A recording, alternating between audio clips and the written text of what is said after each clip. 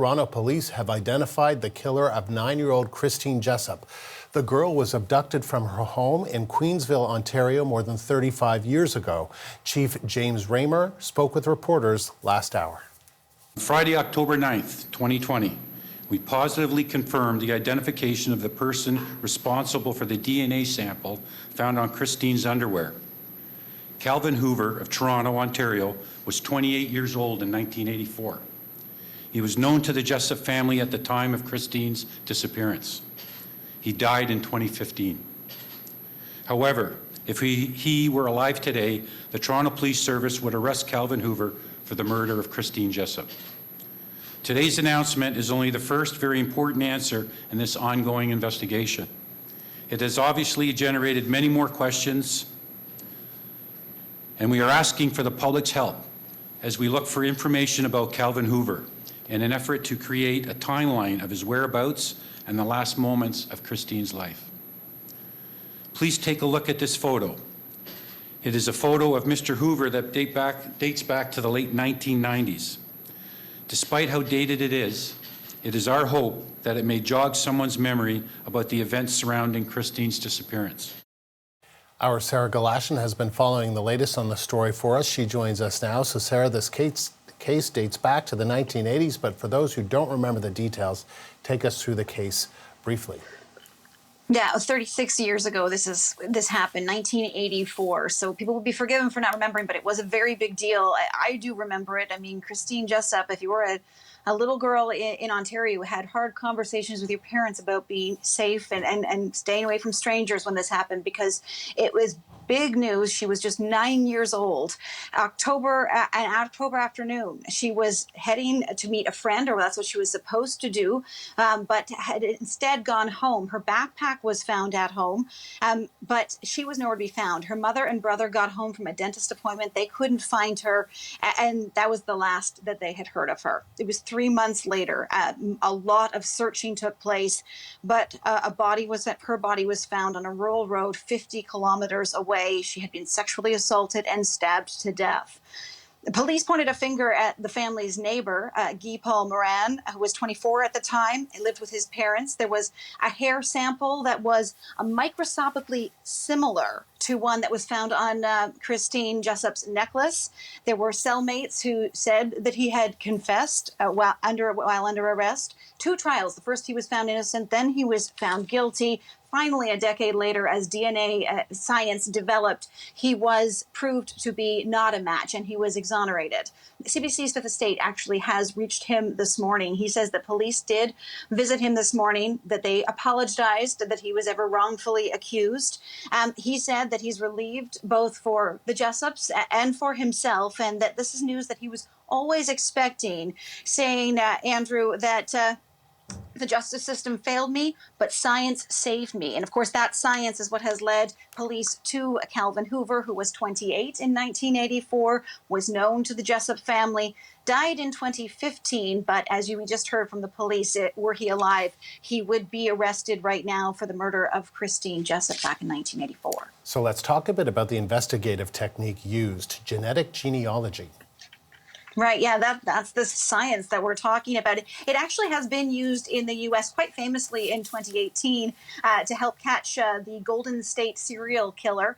Toronto police calling this technique of genetic genealogy very new to them. It's not a DNA match. What they had here was a DNA sample that had been found on Christine Jessop. They were able to send it or put it into a lab in the U.S. that has access to a wide DNA database. A lot of it is collected voluntarily from people putting their DNA forward to genetic testing sites like matching sites and ancestry sites. They can take that DNA sample. They don't necessarily find a match, but they are able to create a family tree. And in this case, they had 2 family trees. Police looked at the names on each of them, and on one, there was the name Calvin Hoover.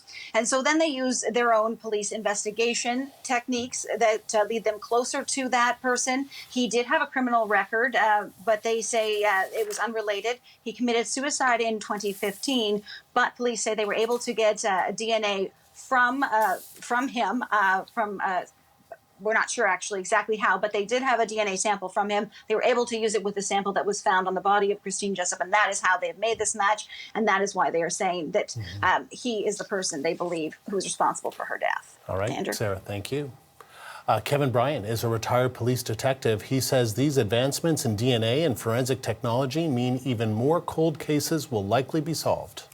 But the genetic genealogy sounds like they take a sample and they're able to go through form some type of family trees from it. And I don't quite, I listened to him talking and tried to grasp everything, but it's something I'll be looking into more thoroughly, that's for sure, because certainly sounds like an incredible technique that they'll be able to employ in any historical case in which there's a DNA sample properly preserved. So if there's bad guys out there committing crimes years ago who thinks they may have got away with it, they may be in some trouble. Yeah. The one thing I was going to say is they showed us a picture of Mr. Hoover and asked us to, if we have any memories or anything we can come up with. But I would like to have heard through questioning or through where did he live? Where did he work? Like some more historical information about him that, could prompt some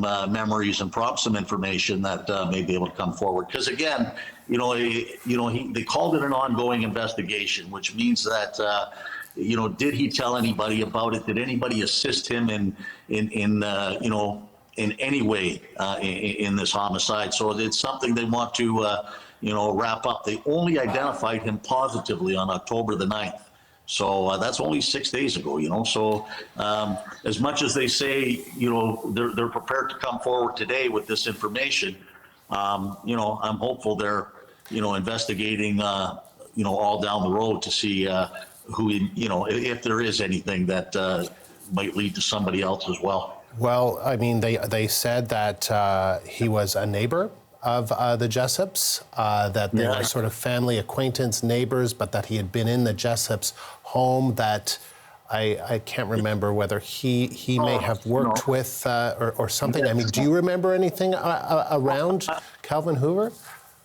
Yeah, I do remember them saying a family friend or family acquaintance, neighbor, might have worked with, but that's very vague. I mean, I'm hoping they come up with some more specific information that.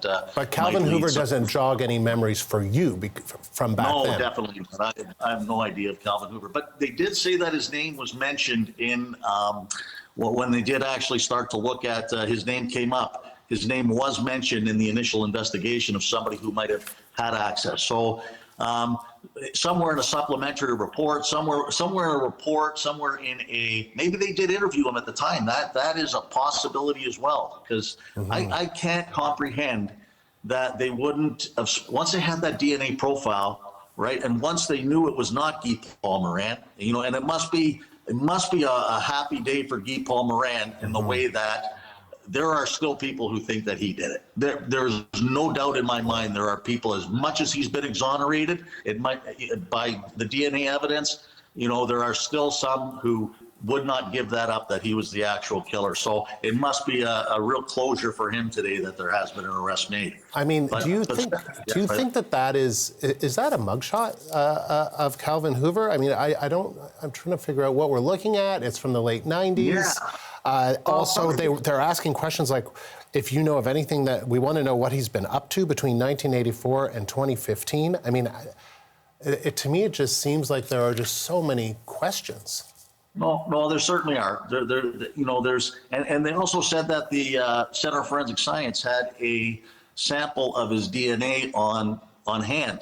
So maybe at 2015, at the time of a suicide, I know one of the things that they do is take toxicology from, so they'll take blood for toxicology, to toxicology results. They'll take this type of evidence from people. So maybe they still had, 5 years later, they still had that evidence on hand.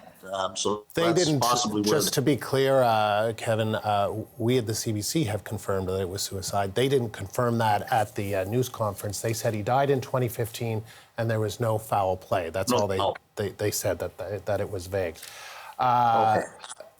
So, and that he had, he had a dated criminal record, but no significance to this investigation. So I guess that's where there was no kind of tie-in? Yeah, so I guess the criminal record was not sex related. It was not assault related. It was not any child abuse related. It could have been for a theft or some type of a break-in. I can only speculate on what it was, but it does not sound like it was something. It certainly wouldn't have been something that upon conviction his DNA was ordered, taken, and sent to the DNA data bank. So it was nothing that substantial or severe. So it must have been just something minor, but I'm sure that will come out in the following days. Mm-hmm.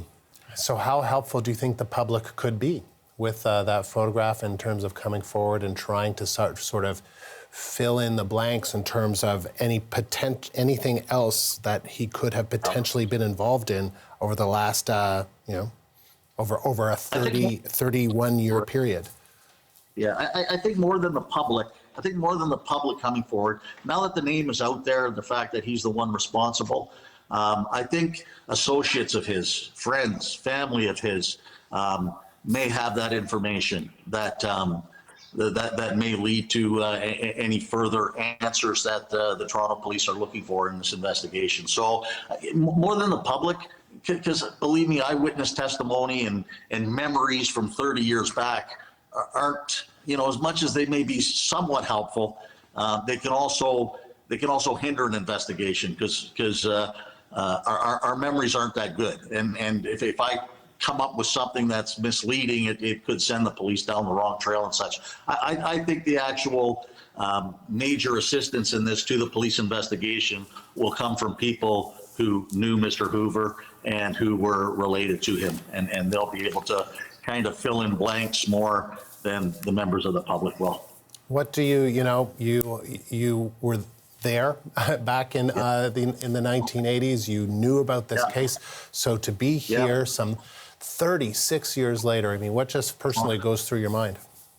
No, I heard Chief Raymer say it wasn't a time to celebrate or but I'm going to tell you, there's a lot of satisfaction taken in the fact that after we got it wrong, when I say we, the police community, we got it wrong for so long in, holding out Paul Morin as the person we thought was responsible.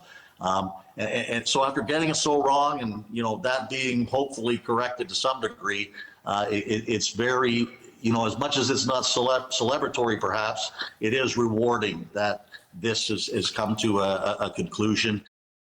And that was Kevin Bryant, a retired police detective.